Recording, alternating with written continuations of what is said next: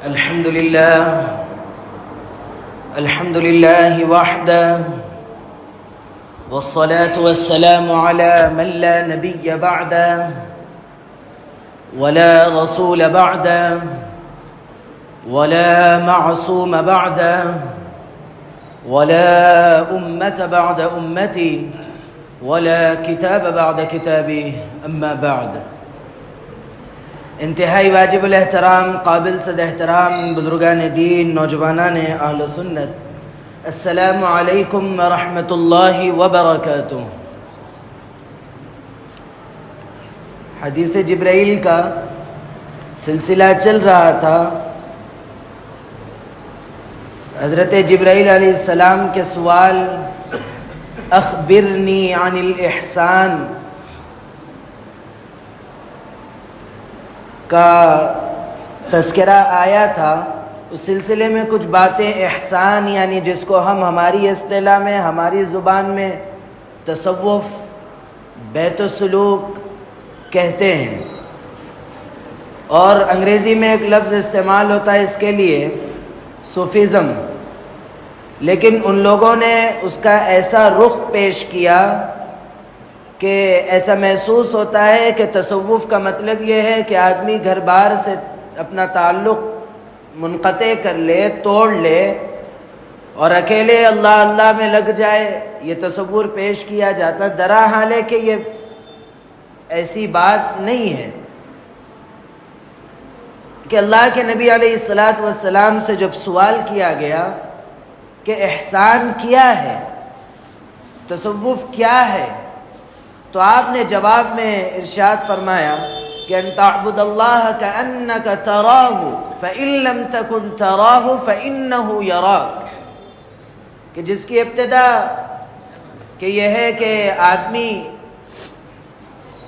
جب یہ تصوف اور بیت سلوک سے جڑتا ہے تو اس کی ابتدا یہ آدمی کے تصورات اور یہ جو ہے کہ وہ یہ رہے کہ وہ اللہ کو دیکھ رہا ہے. اگر یہ نہیں ہو سکتا ہے تو کم از کم درجہ یہ ہے کہ وہ یہ ہمیشہ ذہن میں رکھے کہ اللہ مجھے دیکھ رہا ہے. تو اسی سلسلے میں کچھ باتیں گزشتہ آئی تھی کہ تصوف کے کہ مراقبہ کسے کہتے ہیں، کہ اس میں سے دو باتیں گزشتہ آئی تھی کہ ایک یہ ہے کہ اللہ کی صفات کا تصور کہ اللہ رب العزت کیسے رحیم ہے، کیسے کریم ہے، کیسے غفور ہے. ان چیزوں کا تذکرہ گزشتہ آیا تھا.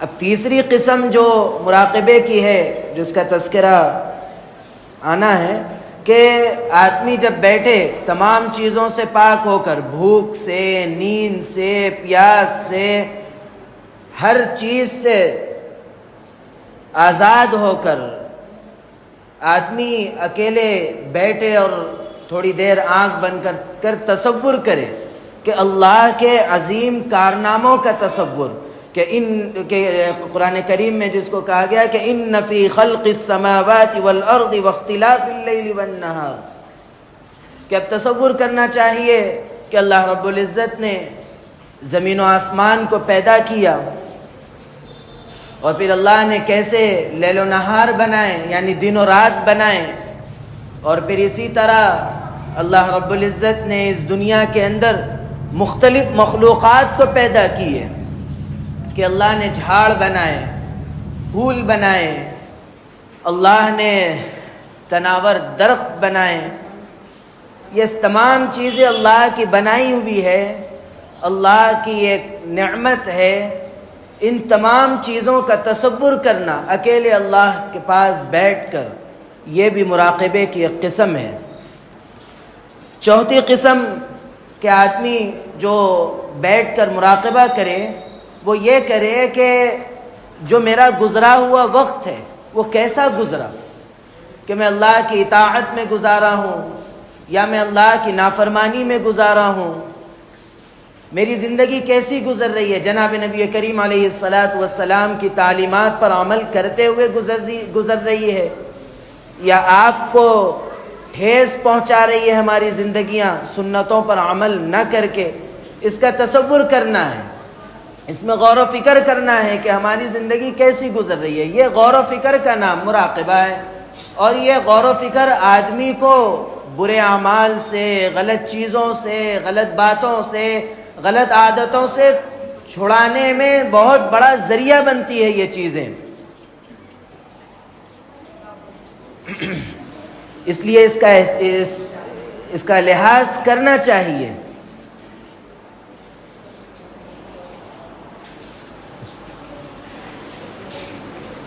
اس کا ہمیشہ لحاظ اگر آدمی رکھتا ہے تصورات کے وقت، تو پھر اس کے لیے نیک اعمال کی طرف آگے بڑھنے میں بھی یہ چیزیں بہت کام دیتی ہے اور سہارا بنتی ہے. اس سے آدمی جب یہ تصورات کرتا ہے کہ میرے گزرے ہوئے اعمال کے اندر میں نے آج جو ہے فجر کی نماز تو پڑھی لیکن مجھ سے سنت چھوٹ گئی، اب بیٹھ کے مراقبے میں یہ سوچ رہا ہے، تو پھر اس کے لیے یہ ذہن بنے گا کہ میں اگر نماز پڑھی رہا ہوں تو مجھے کامل لحاظ کرنا چاہیے، جو اللہ کا حکم ہے اس پر عمل پیرا ہوتے ہوئے کرنا چاہیے. اب اس کے لیے ایک عمل کی راہ بنتی چلی جاتی ہے. اور پھر اگر کوئی آدمی نیک عمل کرتا ہے تو پھر اس کے لیے سہارا بنتی ہے کہ آج میں 2 رکعت نفل کا اہتمام کرا، کہ میرے لیے کیا مشکل تھے اور 2 رکعت اگر میں پڑھ لیتا. تو اس کے لیے بھی یہ سہارا بنتی ہے یہ چیزیں، اور پھر آدمی عمل کے لیے آگے بڑھتا ہے. 5واں تصور یہ ہے کہ موت اور اس کے بعد کے احوال کا تصور، کہ ہر شخص کو اس دنیا سے رخصت ہونا ہے، اور پھر یہ جتنے آج سہارے ہیں سب چھوڑ کر جانا ہے. اور اس وقت جب یہ دنیا چھوڑ کر جائیں گے تو اس وقت نہ ہماری طاقت کام آئے گی، نہ ہمارے تعلقات کام آئیں گے، نہ ہماری مال و دولت، ہمارے اثر و رسوخ کام آئیں گے، کچھ نہیں. اور اس وقت کام آنے والی چیز اگر کچھ ہے تو وہ صرف اور صرف ہمارے اعمال ہے. بس اس کا تصور آدمی کرے. جب آدمی اس کا تصور کرتا ہے کہ یہ جو کچھ چیزیں ہیں، میرے تعلقات ہیں جس کی بنیاد پر میں ظلم کر رہا ہوں، جس کی بنیاد پر میں کمزور کو آنکھ دکھا رہا ہوں، جب میں اکیلا ہو جاؤں گا اس وقت میرا کون سہارا بنے گا. جب آدمی یہ تصور کرتا ہے تو اس کے دل میں جو تکبر ہوتا ہے اپنی دولت کا، اپنی قوت کا، اپنے اثر و رسوخ کا، تو وہ گھٹتا چلا جاتا ہے. اور ہمیشہ آدمی یہ ذہن میں رکھے کہ انسان جو کچھ آج اپنی طاقت و قوت بتا رہا ہے، ایک لمحہ نہیں لگتا اس کی طاقت و قوت ختم ہونے کے لیے. ایک فالج کا اثر پڑ جائے، بے دم پڑ جاتا ہے، محتاج بن جاتا ہے. تو پھر آدمی تکبر جو کر رہا ہے وہ کس بنیاد پر کر رہا ہے، کیوں کر رہا ہے؟ اسی لیے ان چیزوں کا غور و فکر، خاص طور سے جو تصوف کے اندر مراقبہ جو ہے وہ خاص طور سے آخر کی 2 چیزیں زیادہ مفید، زیادہ فائدہ مند ہوتی ہے. آخر کی 2 چیزیں کیا کیا؟ پہلی یہ کہ آدمی جو کچھ کیا ہے اس کے بارے میں غور و فکر کرے کہ صحیح کیا ہے، غلط کیا ہے. اس کے بارے میں غور و فکر کرنا آدمی کے صحیح اعمال کی طرف رہنمائی کرتا ہے. اور پھر آخرت کا تصور اور جو ہے نا قبر کی تنہائی اور اس کے بعد کے احوال، اگر اچھے اعمال لے کے جاتے ہیں تو پھر اللہ کی طرف سے نعمتوں کا اور جو ہے اللہ کی رحمتوں کا سامنا کرنا ہے. اور اگر برے اعمال کر کے اگر آدمی اس دنیا سے جا رہا ہے تو پھر اس کو قبر کی تاریکی کا سامنا کرنا ہے، جہنم کی ہولناکیوں کا سامنا کرنا ہے. اسی لیے ان تمام چیزوں کو سامنے رکھتے ہوئے یہ مراقبہ ہے. انہی چیزوں کا غور و فکر کہ اللہ نے کیسے کیسے یہ سب رکھے. یہ غور و فکر جب آدمی کرتا ہے اور یہ تصور کرتا ہے کہ اللہ مجھے دیکھ رہا ہے، تو پھر آدمی ہمیشہ ہر اس چیز سے بچتا ہے جس چیز میں اللہ کی ناراضگی ہوتی ہے، اور ہر وہ چیز کرنے لگتا ہے کہ جس کے اندر اللہ کی خوشنودی اس کو دکھائی دیتی ہے. اسی کا نام ہے تصوف. اور گزشتہ ایک واقعے کا تذکرہ کرا تھا میں. اب تصوف کا خلاصہ ہو رہا ہے، اسی لیے خلاصتاً پھر دوبارہ اس واقعے کا میں تذکرہ کرتا ہوں کہ حضرت شیخ رحمۃ اللہ علیہ سے پوچھا گیا کہ تصوف کیا ہے، تو انہوں نے اس کا جواب صرف اتنا دیا کہ تصوف نام ہے اصلاح نیت کا، نیت کی درستگی کا۔ یہ سب چیزیں جو پیدا ہوتی ہے کہ آدمی جب اللہ والوں کی صحبت میں بیٹھتا ہے، اللہ والوں کے پاس بیٹھتا ہے جن کو دیکھ کر اللہ یاد آ جاتا ہے، تو پھر آدمی کے اندر وہ صفات پیدا ہوتے ہیں، اللہ کا خوف، اللہ کا ڈر، یہ سب چیزیں پیدا ہوتی ہیں۔ اچھا، اللہ کے خوف، اور جب تصوف کا سلسلہ چل ہی رہا ہے تو یہ چیز سمجھنے کی اللہ کا خوف، اللہ کا ڈر، یہ کیا ہے؟ کیا ہم اللہ سے اسی طرح ڈریں جس طرح ہم ایک سانپ سے ڈر جاتے ہیں، شیر سے ڈر جاتے ہیں؟ اسی طرح کیا اللہ سے ڈرنا ہے؟ نہیں، اللہ سے ڈرنے کا مطلب یہ ہے کہ اللہ کی ناراضگی سے ڈرنا ہے، کہ کہیں اللہ ناراض نہ ہو جائے، یہ اصل اللہ سے ڈرنا ہے، کہ کہیں اللہ کی ناراضگی کا اگر اللہ کی ناراضگی اگر ہو جائے تو پھر ہم کو کوئی معاون، کوئی مددگار اس دنیا میں نہیں ملے گا جس میں کوئی کسی کا مددگار نہیں ہوگا سوائے اللہ کے۔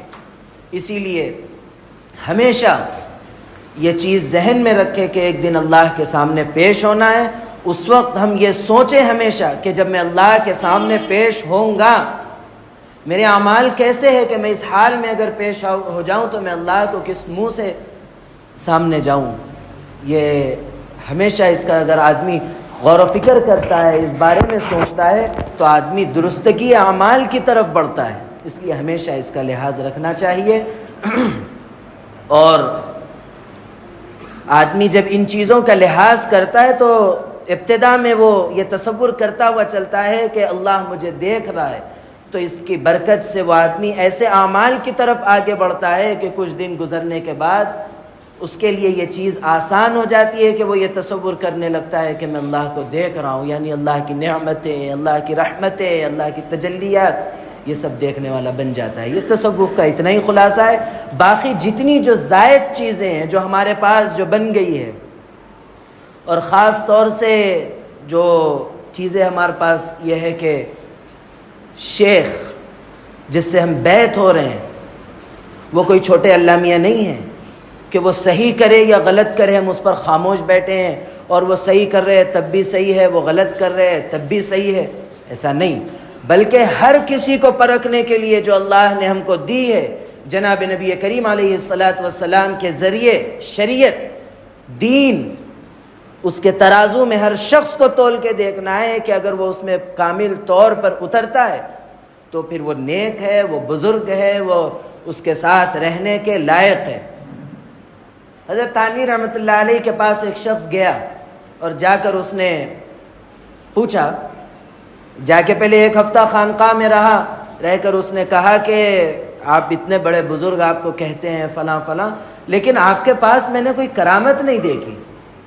تو حضرت نے پلٹ کر جواب دیا، کیا تم نے میری زندگی سے کوئی سنت کو چھوٹتے ہوئے دیکھا؟ تو اس نے کہا کہ بالکل نہیں۔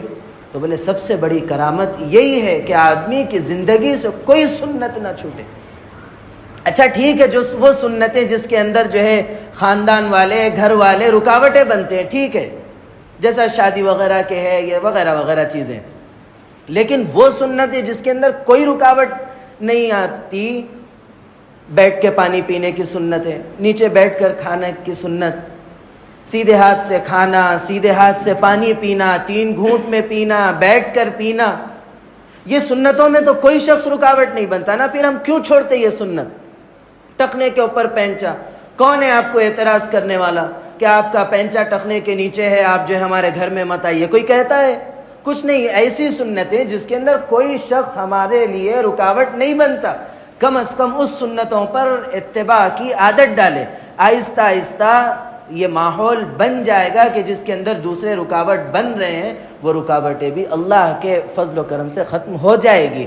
اللہ رب العزت کہنے سننے لکھنے پڑھنے سے زیادہ عمل کی توفیق عطا فرمائے۔ اس حدیث کا ایک سوال اور بچا ہوا ہے، انشاءاللہ آئندہ اس کا تذکرہ آئے گا۔ اللہ رب العزت جتنے باتیں کہی گئی سنی گئی سب پر عمل آسان فرمائے، آمین۔ وآخر دعوانا ان الحمد للہ رب العالمین۔